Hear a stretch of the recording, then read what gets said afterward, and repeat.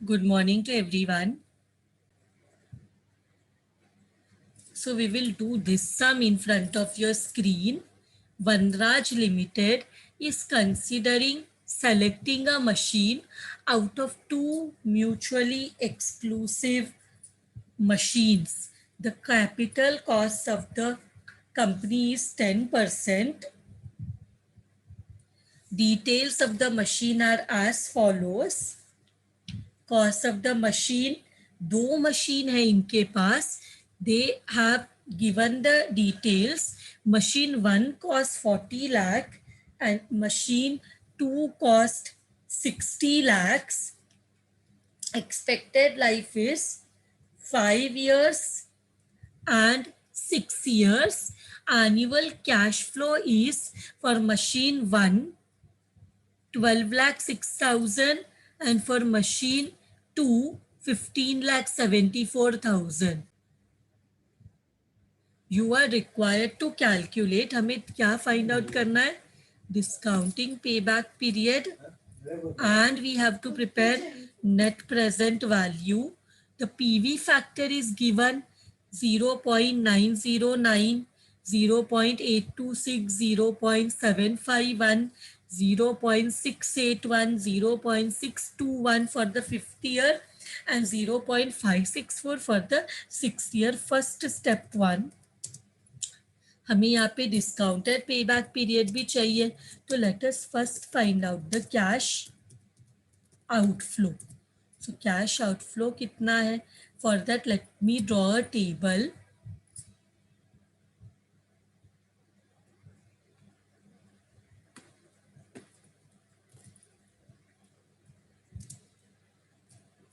सो यहाँ पे machine 1, machine 2. So here what is the cost of the asset? Cost of the machine third 40 lakhs and here it is 60 lakhs. तो जितना बाहर जा रहा है that is the cash out. जितना कैश बाहर जा रहा है is the cash outflow 40 lakhs and 60 lakhs. Then we will find the second step. Normally it is depreciation.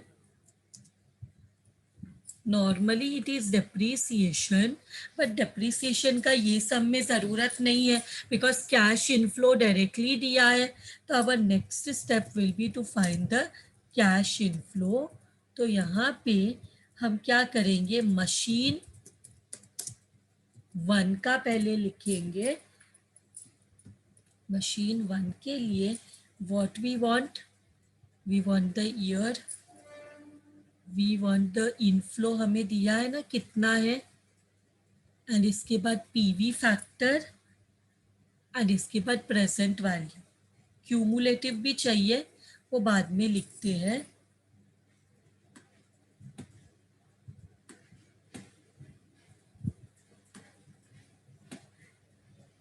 अभी ले तो चाहिए तो अभी cumulative also we can find. Are one more column of cumulative. So here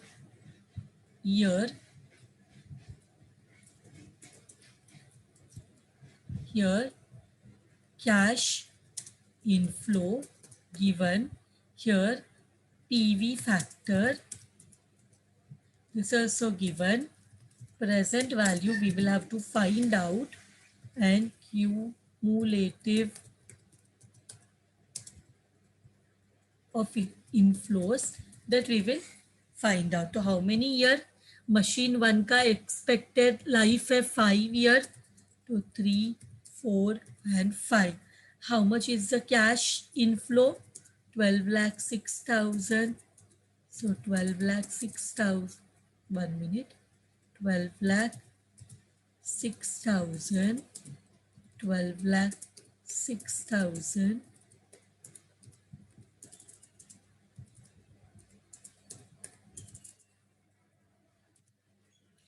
Here how much they have given? 0.909, 0.826, 0.751, 0.683, 0.621. So now multiply. How to find out the present value? जितना भी inflow है उसको प्रेजेंट में लेके आना है. तो 12,06,000 into 0.909, 0.909, how much we are getting? 1 lakh 9, 10 lakh है 96,254. Yes, it is correct. Then again second year का निकालो. 12,06,000 into 0.826. How much we are getting? 9,96,156. Same way third year का निकालो. 12,06,000 into 0.751, 9,05,706. Then again 12,06,000 into 0.683, 8,23,698. Last one, 12,06,000 into 0.621, 7,48,926. Is it correct? Now our next step to find out the cumulative. We will have to find out the cumulative because payback period निकालना है. 10,96,254 is the total profit. Is the total profit of first year. इसे then second year के लिए हमें ये दोनों को add करना है.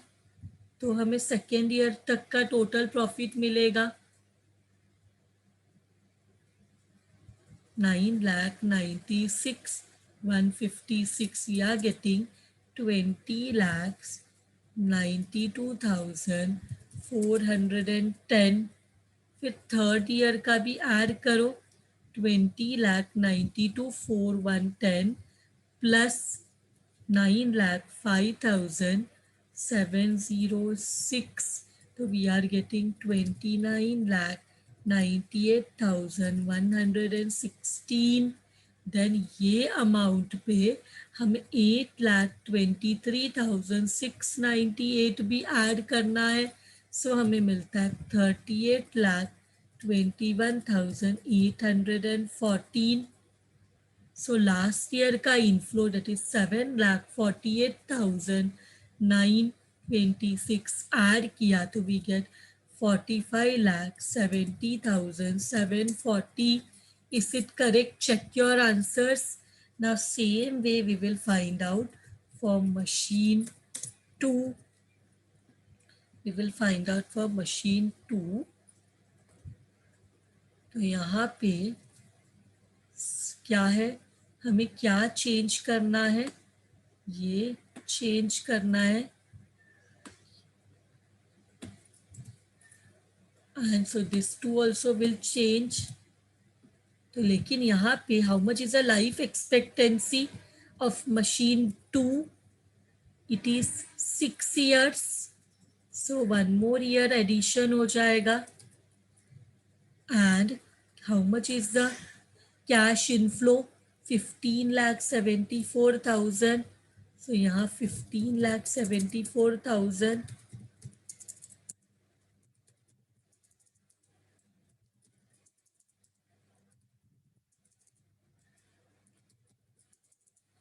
So what is the last year's inflow?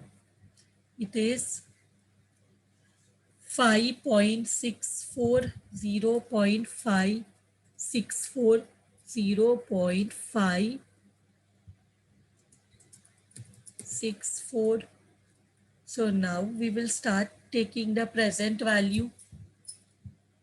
Find us 15,74,000 into 0.909, this coming to how much? 14,30,766. Again 15,74,000 into 826.826 कितना आ रहा है? 13,124. फिर नेक्स्ट अगेन 15,74,000 into 0.751, 11,82,000, 074. फिर next how much it is? 15,74,000 into 0.683, we are getting 10,75,042. फिर इसके बाद 15,74,000 into 0.621, 6,77,454. And last year multiply करते रहो. लास्ट ईयर का किससे मल्टीप्लाई करना है? 0.64 से. सो 8,87,736. Is it the same amount everyone are getting? So now what we will do? We will find out the cumulative. Cumulative में फर्स्ट ईयर 14,30,766. सेकेंड ईयर में total profit कितना है? 14,30,766 फर्स्ट ईयर. फिर 13,124 रुपीज़ ऐड करेंगे तो 27,30,890. फिर third year का 11,82,074 add किया तो 39,12,964. फिर उसके नेक्स्ट ईयर का 10,75,042 ऐड किया तो इट इज़ 49,88,106. फिर उसके बाद 9,77,454 ऐड किया तो 59,65,460. एंड लास्ट ईयर का 8,87,736 ऐड किया तो 68,53,196. Check everyone are getting this answer. Now our next step is step 3. We will find the payback period. But which payback period? Discounted payback period. So discounted payback period में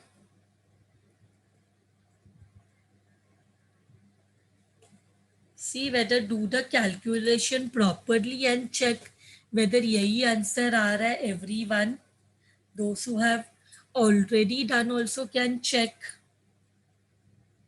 So यहाँ पे what we will do, we will write the formula. Year before full recovery formula is the same, but हम discounted values लेंगे plus unrecovered amount, वो हम लोग लेंगे from next year's cash inflow.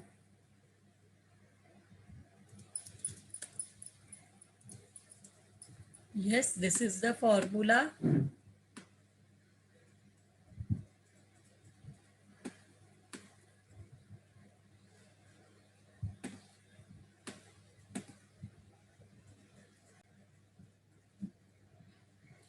Now substitute the formula. Machine 1 equal to year before full recovery क्या है? See our outflow is 40 lakhs. 40 lakhs किधर मिल रहा है? 4th and 5th ईयर के बीच में.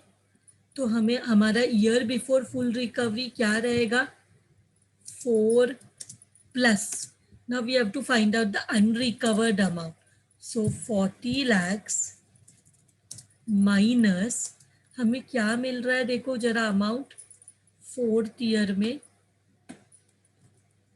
that we will write here, and what unrecovered amount लिख दिया. इसको माइनस करेंगे तो we will get the unrecovered amount. But वो कहाँ से लेना है? From the next year cash inflow. तो next year cash inflow is the 5th year cash inflow. तो देखो what amount we are getting, 4 plus जरा देखो what amount you are getting. 40 lakh में माइनस करो 38,21,814. Are everyone getting 178, 186? Divide by 7,48,926. तो कितना आएगा? Divide by 7,48,926. हमें 0.237 मिल रहा है, तो उसको हम लिखेंगे 0.237 को 24 कर सकते हैं. So it will be 4.24 years. This is the payback period for first one, machine 1. Now we have to find for machine 2. Machine 2 का 60 lakhs किधर मिल रहा है? 5th and 6th ईयर के बीच में. 5th and 6th ईयर के बीच में. तो year before full recovery will be 5 प्लस what will be the unrecovered amount, 60 lakh minus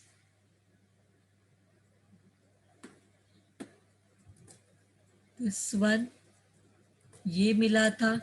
तो बाकी का बचा हुआ वैल्यू हम कहाँ से लेंगे? बचा हुआ अमाउंट नेक्स्ट ईयर के इनफ्लो से कलेक्ट करेंगे. So how much we are getting? 5 प्लस व्हाट इज द माइनस करो 60 लाख में से, 60 लाख माइनस 59,65,460 करते हैं तो वी गेट 34,540. बस ये रिकवर होना बाकी है. It will be recover from 8,87,736 which will give us how much? 8,87,736 से रिकवर होगा. तो 5 प्लस 0.03 है, तो उसको 038 है ना, 038, तो इसको 04 कर देंगे. तो this will be 5.04 years. So which payback period is better? Machine 1 का पेबैक पीरियड बेटर है. वो बाद में नरेशन लिख लेंगे. नाउ इसके बाद स्टेप नेक्स्ट हम लोग डायरेक्टली फाइंड आउट करेंगे net present value. Net present value के लिए I want to insert a column. यहाँ पे machine 1, machine 2, and here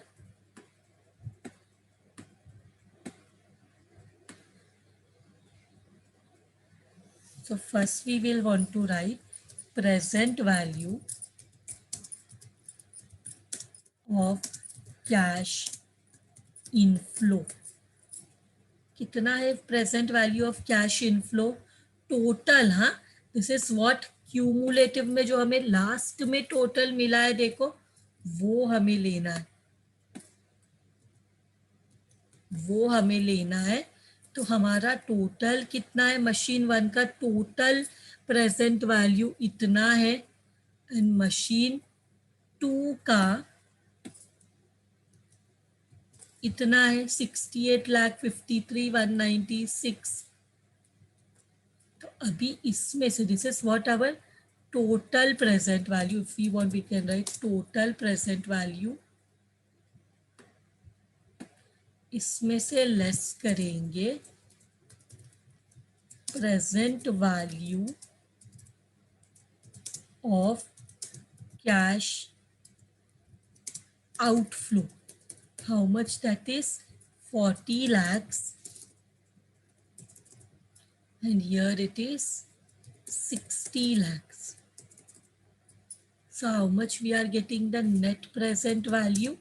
Difference is the net present value, which is 5,70,740, and here it is 8,53,196.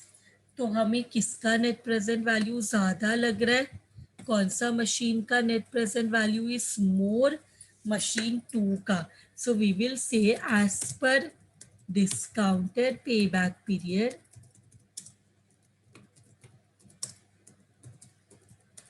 machine 1 is recommended, and as per NPV method, net present value method, machine 2 is recommended. With this sum is done. Now let us do the next sum. A firm can make investment in either of the following two projects. So there are two projects where there are two options, but firm can invest in any of one. So क्या दिया देखो, firm can make investment in either of the following two projects, या तो project A or either project A or project B. The firm anticipates its cost of capital to be 10%. So the cost of capital is 10%. The pre-tax cash flows of the project for 5 years are as follows. So tax नहीं minus किया है, pre-tax है. And for year 0, what do you mean by year 0? Year 0 मतलब present day. Year 0 means today. आज अगर मैं investment कर रही हूँ तो today will be present day, तो आज को हम 0 ईयर मानते. आज हमें कोई रिटर्न्स नहीं मिलेगा. रिटर्न फॉर एग्जांपल हमें 1 ईयर के बाद वाला रिटर्न्स को हम कंसीडर करते हैं. देन 1 ईयर के बाद हमें रिटर्न मिलने वाला है प्रोजेक्ट ए से 35,000, प्रोजेक्ट बी से 2,18,000. बट pay attention here, आज even if I go for project A, I'll have to spend 2 lakh, or if I go for project B also, I'll have to spend 2 lakhs, but I have to make a decision. मेरे पास सिर्फ 2 लाख है जो मैं या तो project A में लगा सकती हूँ, or I can put in project B, either of one. So what are the returns? Second year में 80, third year में 55, fourth year में 75, fifth year में 20. Same way project B का first year is 2,18,000, second 10,000, third year 10,000, fourth year 4,000, fifth year it is 3,000. They have told very important, taxation को ignore करो. तो ये सम में हमें टैक्स के बारे में नहीं सोचना है. ये जो रिटर्न्स हमें दिया है इसी को हमें कैश इनफ्लो ट्रीट करना है. So this returns are cash inflow because tax minus नहीं किया था और टैक्स को कंसीडर भी नहीं करना है. They have told to ignore tax. Getting my point? Now the discount factors are as under. First year का जो पीवी फैक्टर है वो 1 है, तो 1 को कोई भी नंबर से मल्टीप्लाई करो, we will get the same number. Yes, 2 lakh into 1 2 lakh ही मिलेगा. तो आज हम जो पैसा इन्वेस्ट करते हैं, so this is very important, present day का पीवी फैक्टर हमेशा 1 रहता है. आज अगर हम कुछ भी इन्वेस्टमेंट करते हैं तो आज हमारा PV factor, discount factor is 1। सो हम लोग वो कम नहीं होता, कोई भी नंबर इंटू 1 करते हैं तो सेम नंबर मिलता है। बट ईयर 1, फर्स्ट ईयर को जो भी रिटर्न है उसको 0.91 से मल्टीप्लाई करना है। यहाँ पे 3 डिजिट नहीं, टू डिजिट को PV factor has been restricted to 2 digit. PV factor has been restricted to 2 digit. So second year it is 0.83, third year 0.75, 0.68, 0.62. So what we have to find out, payback period without considering the discount element, हमें payback period निकालना है, हमें discounted payback period भी निकालना है by considering the present value. Present value को consider करके भी पेबैक पीरियड निकालना है, without considering the payback period, I mean without considering the discounting factor also we have to find the payback period. So payback period भी है, discounting payback period भी है, and finally net present value भी find out करना है। So let us start this sum. So यहाँ पे सबसे पहले व्हाट वी कैन डू, यहाँ पे 2 मशीन्स है, प्रोजेक्ट ए, प्रोजेक्ट बी। तो पहले let us do for project A. तो प्रोजेक्ट ए का what is given, year is given, returns is given, फिर PV factor is there, cumulative हम 2 तरह से निकालेंगे, एक हमारा नॉर्मल और दूसरा डिस्काउंटेड। सो यहाँ पे सबसे पहले we will write the year, then we will write the cash inflow, then we will write the, इसका क्यूमुलेटिव निकालते हैं, the PV factor, PV factor, और यहाँ पे प्रेजेंट वैल्यू, और यहाँ पे हमें क्योंकि पेबैक पीरियड चाहिए तो नॉर्मल हम लोग क्यूमुलेटिव 2 टाइप का निकालेंगे, एक क्यूमुलेटिव प्रेजेंट वैल्यू का और एक क्यूमुलेटिव मुझे चाहिए, one more cumulative I want, that is for normal cumulative inflows of cash inflow का, कैश इनफ्लो है ना उसका भी, बिकॉज 2 पेबैक पीरियड है ना, you are getting my point. क्यों 2 बार क्यूमुलेटिव निकाल रही हूँ, क्योंकि हमारे पास 2 पेबैक पीरियड निकालना है, payback period and discounted payback period. So 1 2 3 4 5. What is the inflow for project A? 35,000, 80,000, 55,000, 75,000 and 20,000. And PV factor यहाँ पे दिया है, how much it is, 0.91, 0.83, 0.75, 0.68, 0.62. Present value कैसे, दोनों को मल्टीप्लाई करके निकालते, so do the multiplication and take the present. इससे पहले इसका क्यूमुलेटिव निकाल लेते हैं कि यहाँ पे, तो हम लोग प्रेजेंट वैल्यू का बाद में निकालते हैं, पहले इसका क्यूमुलेटिव निकाल लेते हैं। 35,000 फर्स्ट ईयर का प्रॉफिट, फिर 35,000 plus 80,000 is how much, 1,15,000 plus 55,000 is how much, 1,70,000 plus 75,000 is how much, 2,45,000 plus 20,000 is how much? 2,65,000. ये मैंने क्या किया? कैश इनफ्लो का क्यूमुलेटिव निकाला. Do you all know to find out the cumulative? First year plus second year का total profit कितना है, फिर थर्ड ईयर का टोटल कितना है, फोर्थ ईयर का कितना है, फिफ्थ ईयर का कितना है. सिंपल क्यूमुलेटिव निकाला. नाउ हम लोग प्रेजेंट वैल्यू निकालते हैं. 35,000 into 0.91, we are getting 31,850. Second year का निकालो. 80,000 into 0.83, तो 66,400. फिर थर्ड ईयर का निकालो. 55,000 into 0.75, is 41,250. फिर 75,000 into 0.68, this coming to 51,000. फिर 20,000 फिफ्थ ईयर का into the cumulative factor 0.62, it is coming 12,400. correct.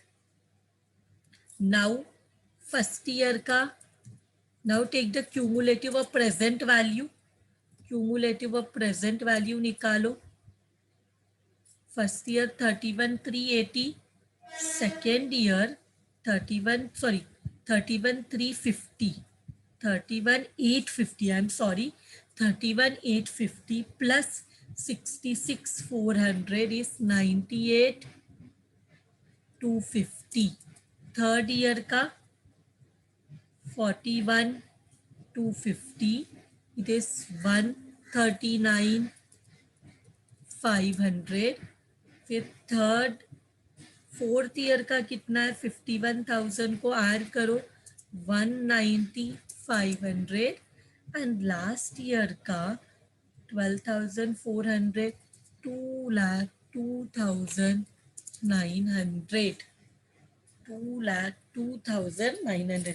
Now can you see the difference? If we are not converting the returns into present, ये हमारा final return है, और अगर convert करते हैं तो this is our final return. अगर if you are considering the PV, अगर हम डिस्काउंट फैक्टर इन्फ्लेशन को कंसिडर करते हैं, then this is our inflows. Now हमें क्या निकालना है? सेम वे हम प्रोजेक्ट बी का भी निकाल लेते हैं. प्रोजेक्ट बी का भी निकाल लेते हैं सेम वे.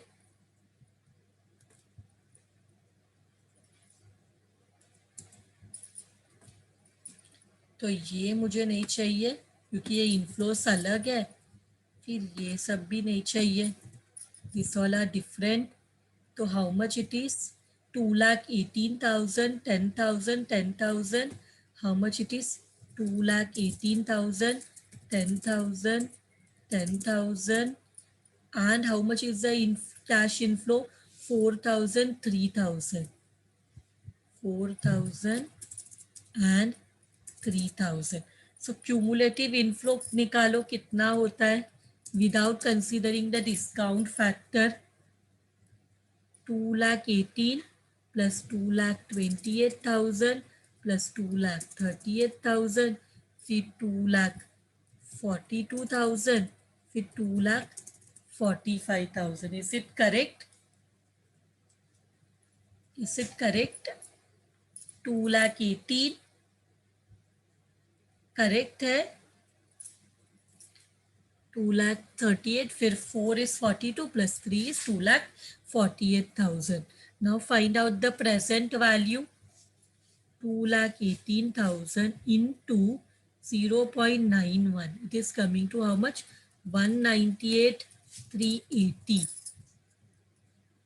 फिर 10,000 into 0.83, it is 8,300.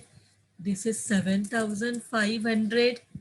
Then 4,000 into 0.68, 2,720. 3,000 into 0.62. This is how much? 1,860. Correct? Now take the cumulative. 198,380 फिर यहाँ पे कितना है, ऐड करो 198 380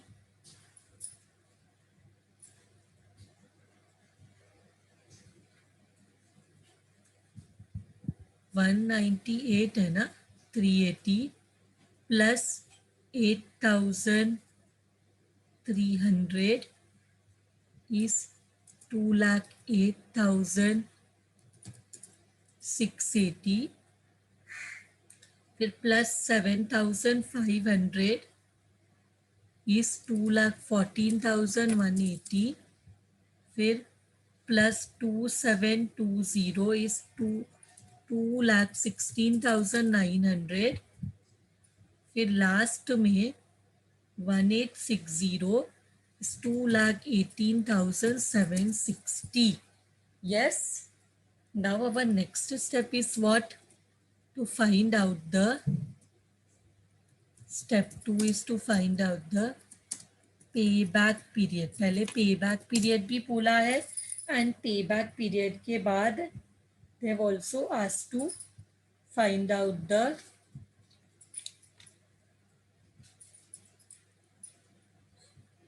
payback period and discounted payback period.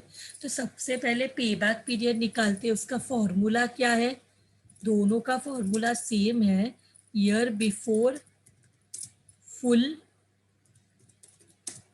Recovery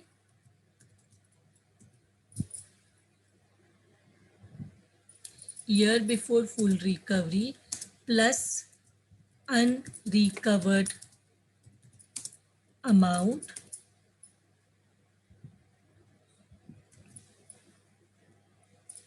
and this we will divide by next year's cash inflow. Correct. So पहले तो निकालते हैं for project A. Project A का कितना है, पहले नॉर्मल, हाँ यहाँ पे देखो, ये क्यूमुलेटिव को देखो, हम डिस्काउंटेड पेबैक पीरियड बाद में निकालते, पहले नॉर्मल पेबैक पीरियड। तो हमारा 2 लाख किधर मिल रहा है, थर्ड एंड फोर्थ ईयर के बीच में। So what is the year before full recovery, it is 3। सो हम यहाँ पे लिखेंगे 3 plus what is unrecovered amount, 2 lakh minus 1,70,000 divide by next year का इनफ्लो किधर है, यहाँ पे देखना पड़ेगा 75,000। ये हमारा, ये जो हम क्यूमुलेटिव निकाल रहे, किसका क्यूमुलेटिव है, कैश इनफ्लो का। तो अगर थर्ड ईयर का इतना है 1,70,000, तो नेक्स्ट ईयर का इनफ्लो कितना है 75,000। तो how much you are getting,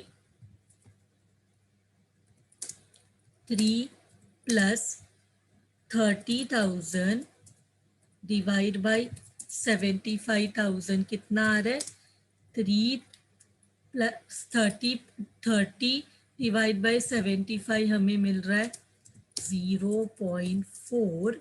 so it will be 3.4 years. Correct. Now we have to prepare for project B. Project b का कितना है, जरा प्रोजेक्ट बी का देखो, 2 लाख हमें फर्स्ट ईयर में ही मिल रहा है, 2 लाख हमें फर्स्ट ईयर में ही मिल रहा है। तो what will be the year before full recovery, मतलब इसको 1 साल से कम टाइम पे, मीन 0 ईयर में हुआ है। तो यहाँ पे लिखना पड़ेगा 0 years, मतलब 1 साल से पहले ही इनका 2 लाख रिकवर हो गया है। करेक्ट ना, when we are seeing here 2 lakh से पहले ही इनका रिकवरी हो गया है। फिर what is the unrecovered amount, पूरा 2 लाख ही रिकवर करना है, 2 ईयर स्टार्ट होने से पहले, आई मीन 0 ईयर, जब आज हमने पैसा लगाया तो पहले साल में 2,18,000 मिला, साल खत्म होते वक्त 2,18,000, this 2,18,000 is at the year and, but उससे पहले ही मतलब कुछ मंथ्स में ही हमें हमारा पैसा मिल चुका है। तो what is the unrecovered amount? Full 2 lakh is unrecovered, because जब हमने स्टार्ट किया था हमें कुछ भी पैसा नहीं मिला था, तो पूरा 2 लाख इज अनरिकवर्ड, जो कि हम कहाँ से निकालेंगे? फ्रॉम द 0 साल स्टार्ट होने से पहले हमें 2,18,000 मिला है, उससे हम 2 लाख वसूल करेंगे। तो डिवाइड करो, कितना ईयर्स में होता है? 0 प्लस 2 लाख डिवाइड बाय 2,18,000 करो, how much it is coming? It is coming 0.92, तो इसको बोलेंगे 0.92 ईयर्स, 0.92 ईयर्स। अगर तुमको ये मंथ्स जानना है ना, if you want to know this is how much month, तो इंटू 12 करने का, किसको? 0.92 को इंटू मंथ्स करते हैं तो हमें मिलता है 0.92 इंटू 12, हमें मिलता है आंसर, क्या मिलता है आंसर? नीचे 0 मतलब 0 ईयर प्लस 11.04 ऐसे मिलता है, मतलब इसका मीनिंग है it is equal to 11 months. हमें कितना मंथ्स में रिकवरी हो रहा है, तो हम ऐसा करना जरूरी नहीं ऐसे फाइंड करना, लेकिन अगर तुम लोग को एग्जैक्टली क्यूरियस हो रहा है कि 0.92 ईयर्स मतलब कितना months, means it is 11 months, means it is how much? 11 months.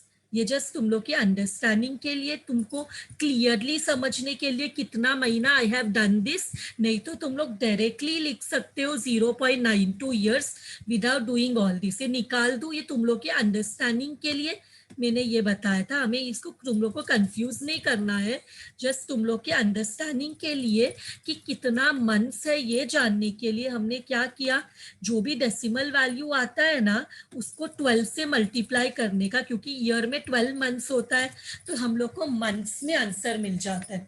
लेकिन हम लोग डायरेक्टली ऐसे लिख सकते हैं 0.92 years, this is correct, this is accepted correct only, but if you are curious कि 0.92 मतलब कितना मंथ्स में हुआ होगा, तो इट इज 0.92 इंटू 12 किया तो 11.04 आता है, मीन्स इट इज 11 मंथ। एक साल भी नहीं लगा, 11 महीने में हमें हमारा 2 लाख मिल गया, 12 महीना हुआ तो 2,18,000 मिल गया, तो more than the investment. So this is done. Now हमें क्या चाहिए? पे बैक पीरियड तो हो गया, अभी हमसे एक और चीज पूछा गया है, that is what? Discounted pay back period. Formula same है, डिस्काउंटेड पे बैक पीरियड, इसको मैं स्टेप 3 लिख लेती हूँ, डिस्काउंटेड पे बैक पीरियड। सो उसका फॉर्मूला भी सेम है, बट लेकिन हमें यहाँ पे देखना पड़ेगा प्रेजेंट वैल्यू जो है ना वो वाला कॉलम देखना पड़ेगा, क्यूमुलेटिव और प्रेजेंट वैल्यू। सो कहाँ पे 2 लैक्स मिल रहा है?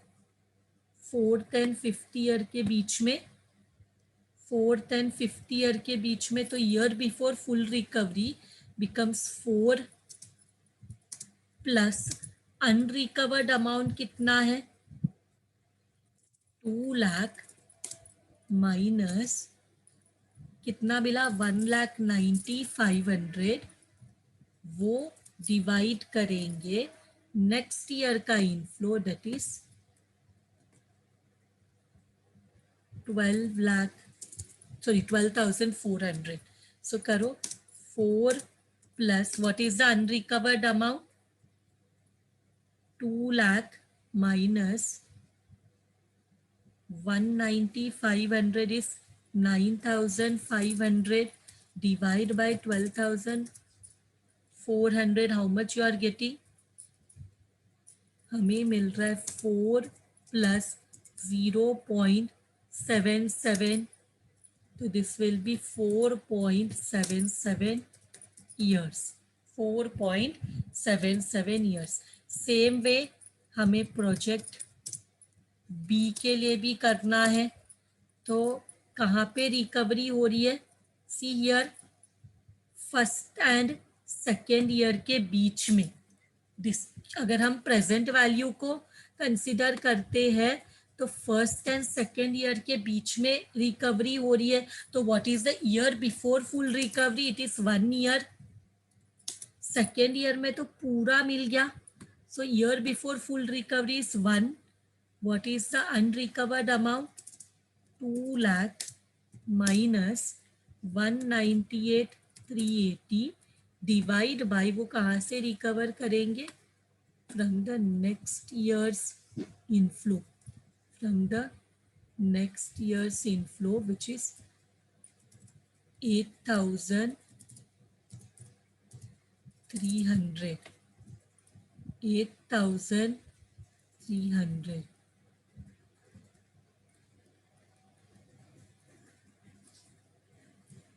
कितना आ रहा है? 1 प्लस करो minus 2 lakh minus 198,380. We are getting 1620 divide by 8,300, which is giving us 1 plus 0.20, which is equal to 0.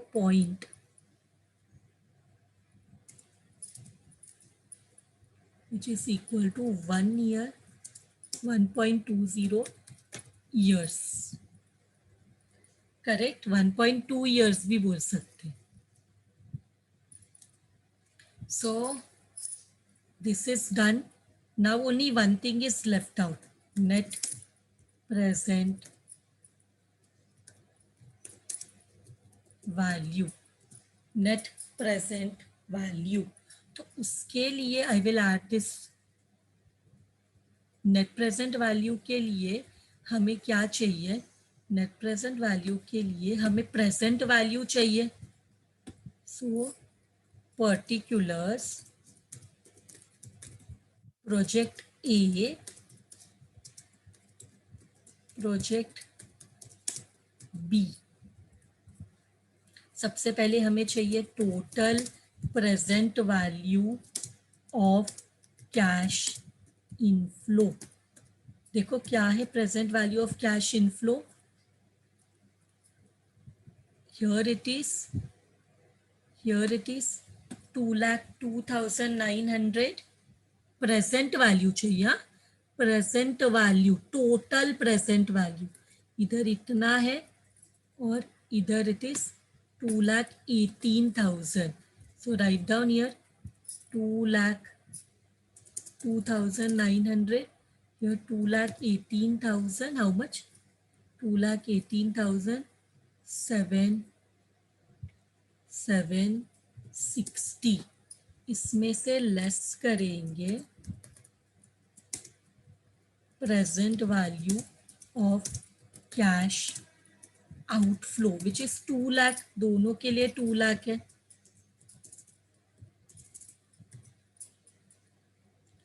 Here also it is 2 lakh. So how much is net present value?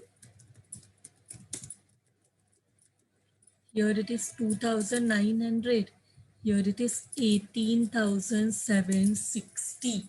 So which project you will say should be accepted? पहले से देखो, payback period से देखो कौन सा better है. यहाँ पे प्रोजेक्ट बी बेटर है. As per payback period project B better है.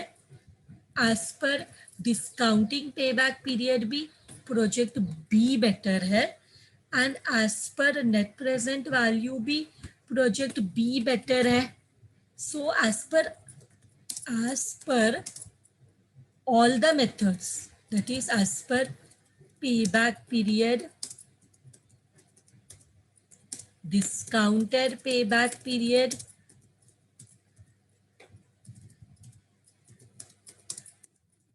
and NPV method, project B is recommended. Done sum. With this, the sum is done. Thank you very much, everyone.